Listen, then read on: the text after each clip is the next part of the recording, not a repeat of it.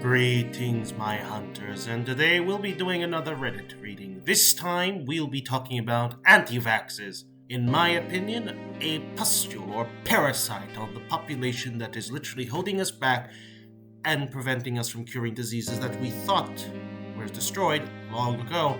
So, my hunters, strap in as I strap on, as they say. First one we've got is it's part of the agenda. There will come a day when they will hunt down to vax them. It's part of the agenda.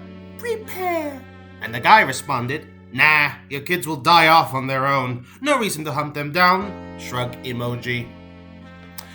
Man, I know it's not fun to make of that, but come on, it's so obvious that, the kids will probably pass away before they even have their vaccine, and all because this woman just read a 5-minute blog on Facebook. As they say, stupidity knows no limits. So, next time we will have one called I Was Not Expecting This to Happen, and this one is interesting because it's done by the perspective of a doctor. So, let's see what this one's about, my hunters. Doctors of Reddit, what are some of your anti-vax parent stories? 4th-year med student reporting in. Had a rotation with a pediatrician where we ended up in the classic encounter with an anti-vaccination parent. This lady was a conspiracy theory magnet. She casually mentioned everything from a 9/11 to chemtrails. Of course, she loved the idea of the vaccine conspiracy as well, opting not to protect her 1-year-old to stick it to Big Pharma.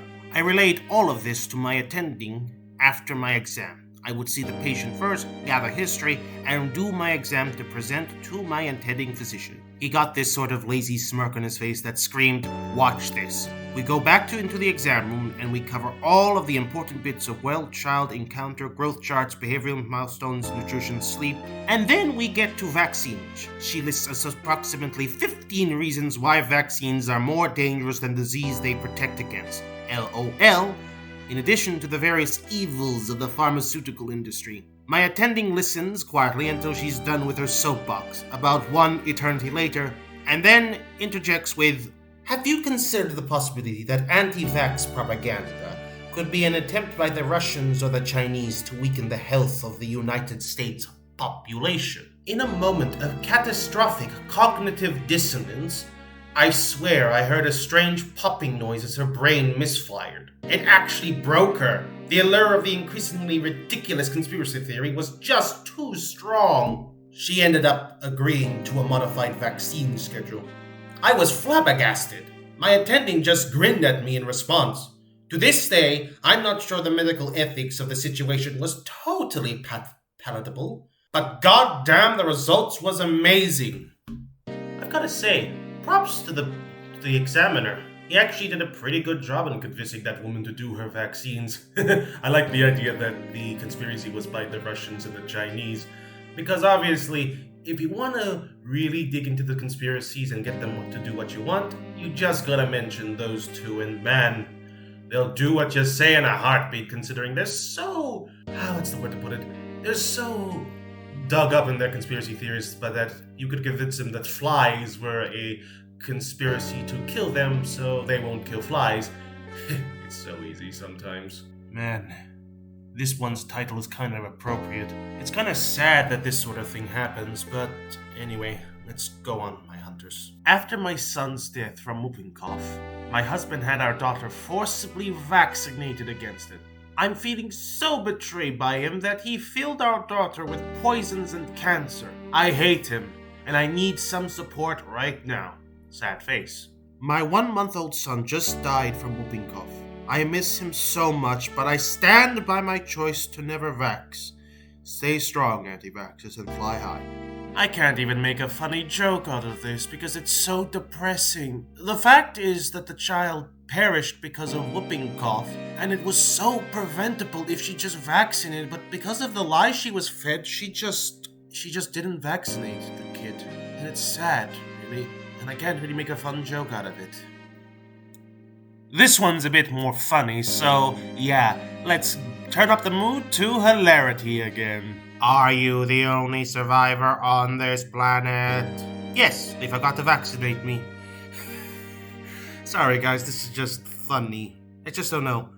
I can't imagine that ever happening, but I've been proven wrong, but yeah. Who knows?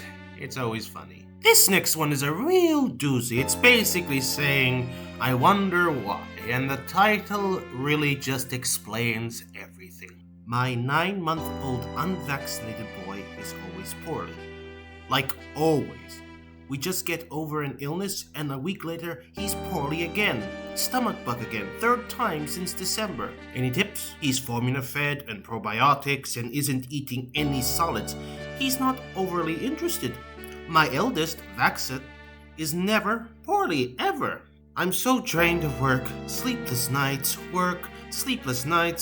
because he's more often unwell than not. The level of unself-awareness is just stupendous. She doesn't realize that her son, who's been vaccinated, is far healthier than the child who hasn't been vaccinated. It's almost funny if it wasn't tragic that the child is still suffering because of his mother's incompetence. Come on, lady, it's so simple. Vaccinate the one who hasn't been vaccinated and all your problems will simply go away. Well, not simply, but it'll be reducing the problems quite fairly. Anyway, my hunters, thank you so much for this Reddit reading. It has been a blast reading these silly things as usual.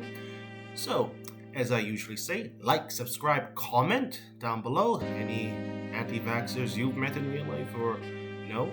And just simply follow me on my Discord, Twitter, and basically, that'll be all.